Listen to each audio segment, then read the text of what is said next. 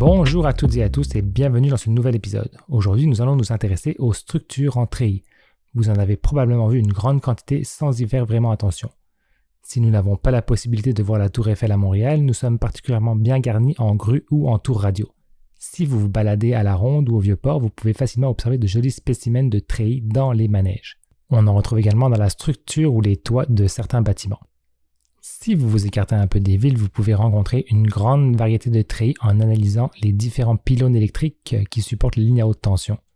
Finalement, une grande majorité des ponts sont faits soit partiellement, soit entièrement en treillis. Prenons ce pont comme exemple pour le reste de cette vidéo.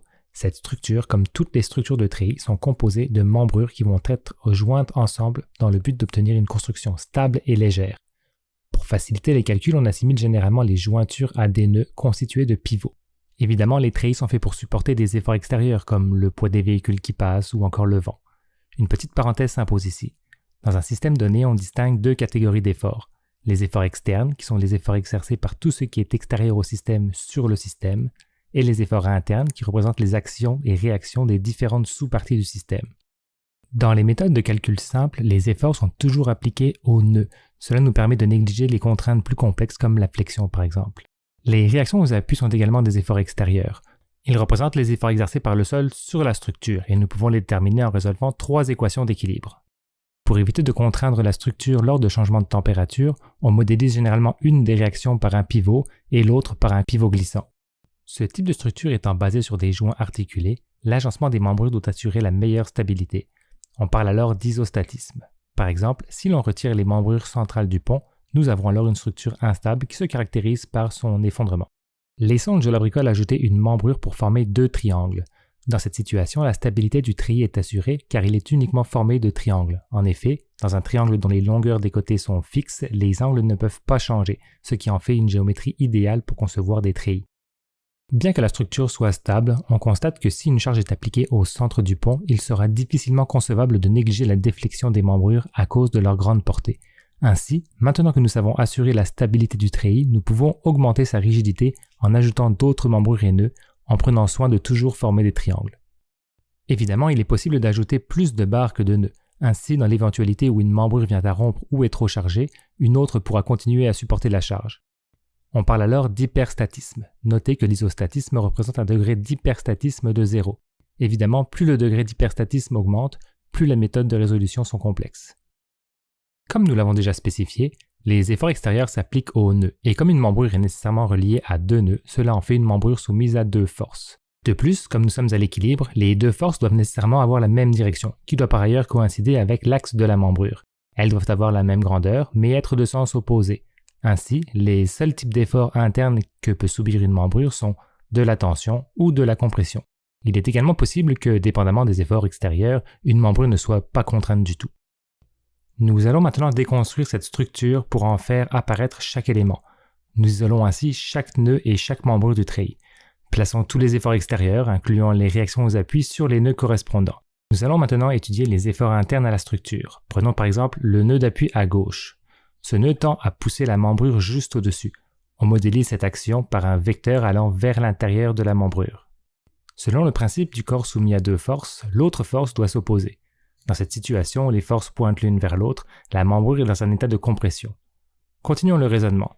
Selon la troisième loi de Newton, la membrure doit exercer une force équivalente mais opposée sur le nœud. Ensuite, on se rend compte que, pour que le nœud soit à l'équilibre, il doit y avoir une force dont la composante horizontale compense les autres forces qui s'appliquent au nœud. Cette force provient en fait de la membrure horizontale adjacente. La force exercée par le nœud sur la membrure doit donc être de sens opposé avec toujours la même direction et la même grandeur.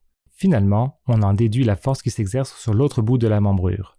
On observe que dans cette configuration, les deux forces tendent à tirer sur la barre. Cette barre est donc dans un état de tension. Il existe de nombreuses méthodes pour analyser quantitativement des structures. Dans tous les cas, elles permettent d'obtenir la grandeur et le type d'effort dans chacune des membrures du treillis. Ces analyses sont essentielles dans la démarche de conception et de design de tout type de structure. Comme nous venons de le montrer juste avant, il est possible d'étudier soit les nœuds, soit les membrures du treillis. Ceci nous conduit donc à deux méthodes qui nous permettent de réaliser des études relativement simples sur les systèmes isostatiques. Commençons par analyser les efforts qui s'exercent sur les nœuds de cette structure. Isolons un nœud du treillis et traçons le diagramme de corps libre sur celui-ci. Le nœud est représenté par un point sur lequel s'applique la réaction à l'appui et les forces internes exercées par les deux membrures connexes. Utilisons la méthode des nœuds. Étant donné que les forces s'appliquent sur un point, tous les vecteurs sont concurrents et aucune de ces forces ne peut induire un moment. Si l'on pose nos équations d'équilibre en deux dimensions, il ne peut y avoir que deux équations qui stipulent que la somme des forces dans le plan XY est nulle.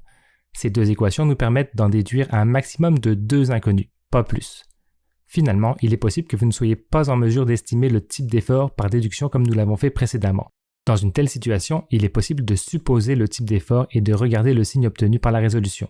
Par exemple, si je suppose qu'une membrure est en tension et que j'obtiens une grandeur de moins 200 N, cela signifie que la membrure subit en fait un effort de 200 N en compression.